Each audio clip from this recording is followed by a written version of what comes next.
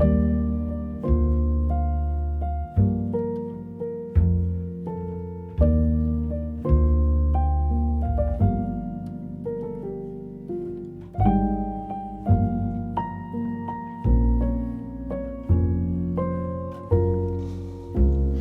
so it's been like a week since my last video, and since then I've finally got everything under control.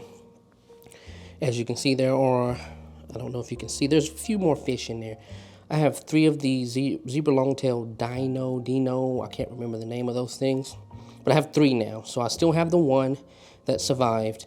I have 2 cory cats, there's one down there somewhere, and I have 2 cory cats and 1 pleco, and I'm pretty much maxed out with this 10-gallon tank here. But man, it was rough going there to get this tank ammonia free and nitrite free. It was very frustrating.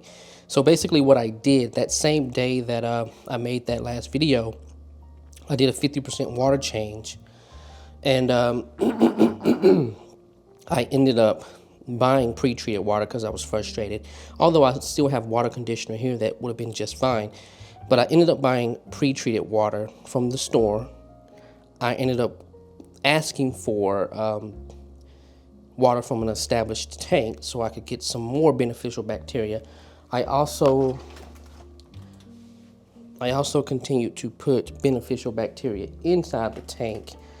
And man, after about 4 or 5, almost six days, I finally got the water to where it had 0 ammonia, 0 nitrites, and it was safe enough to put more fish in it. So this is going to stay as kind of like the hospital tank, to where if I start to notice when I'm getting sick or acting funny, I'll push them over to the next tank over here and start treating for whatever illness I can find. Now, I did take out the original hang on the back filter. It just wasn't working well for me because it created too much current for these smaller fish. And so what I did was I went and bought a submersible, one that goes underwater basically. And then I just bought a sponge filter just so I can help my beneficial bacteria have another surface to grow on, even though I have a decent amount of stuff in there. So yeah, finally I'm able to have fish. It took about 3 weeks, I would say. A week of just straight up doing everything I can to treat the water changes, introducing more and more beneficial bacteria to kind of speed up that nitrogen cycle. So everything's good now. I'm not going to bother them. I'll probably do another water change next week, not this week because I've already done one. Okay, so I was watching YouTube this morning, and one of my favorite YouTubers that I personally like is Frida and Luna. I just love his editing style, and like his music and editing style is really something that I really like, and I kind of look up to the guy a little bit. But today he just purchased the RX100 Mark VII, and he has the Rode Wireless Go. And the interesting thing about it was he was riding his boosted board, and he had his wind muff on, and he was kind of just testing it out, right?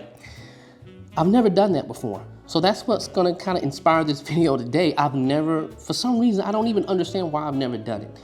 I've never ridden my boosted board with this Rode Wireless Go to see if it could even handle the wind. And actually it seemed to handle very fine with him, but I just wanted to test it out for myself. Now, typically what I do, this is what I normally ride around with. And you see how big this is? This big giant shotgun microphone, and half the time I'm using the Canon EOS R for the flip out screen, or sometimes I will use the Sony a7 III. That was kind of back in the day when I would use this stuff, because I haven't done a video riding my boosted board in a long time, but I kind of want to get back to doing that. But when it comes to a powerhouse and being compact, I mean, there's nothing that really competes with this right now, especially with the size and capability. So I just want to see, guys, is this something that I can do on a regular basis, talking to this microphone, and it can handle all the wind? So I'm going to catch up with you guys in a little bit, and we're going to test this thing out.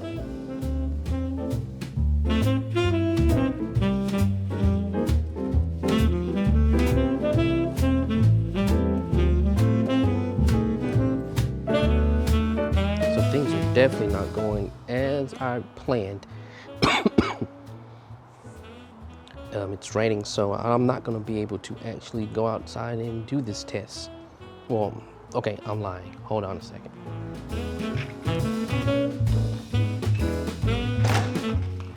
Okay, so I actually did attempt to make this video, but it was so messed up yesterday that I'm kind of just foregoing that whole section of this video because a lot of it was user error, and I don't want to put any misleading information out there as far as saying that, oh, this wireless Go is not good for, let's say, riding on your boosted board with the wind muff because the wind muff is garbage. It actually is farther from the truth. I'm so crazy that I'm assuming that I need to speak very loud and yell that my audio was peaking no matter what I did. And then for some reason what happened was, okay, this is what happened. I was basically turning on and off the camera, but the wireless Go continued to stay on.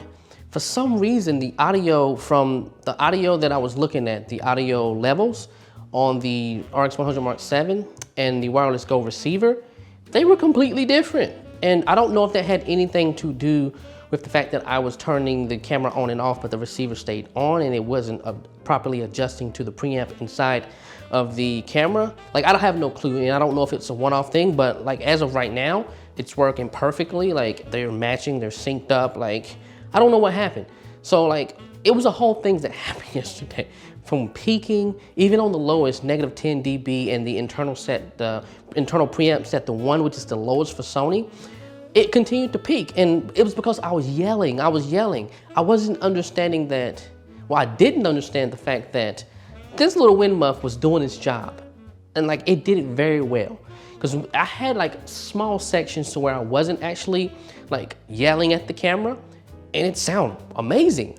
So what I want to do is just scratch. I'm gonna scratch it because there was one point of the video where I had it on plus 20 dB, and like literally I could whisper and it was peaking. So it was a whole hot mess, and then it was like, it was cut. The video would be cutting in and out. It was like so choppy. I'm not gonna do that to you guys. So I'm gonna admit to my mistakes. Everything that happened yesterday was my mistake, and obviously right now it's raining, so I can't do anything. So we're gonna have to revisit this video where I'm not making so many mistakes, and I don't wanna put any bad light on the wireless Go because I absolutely love it.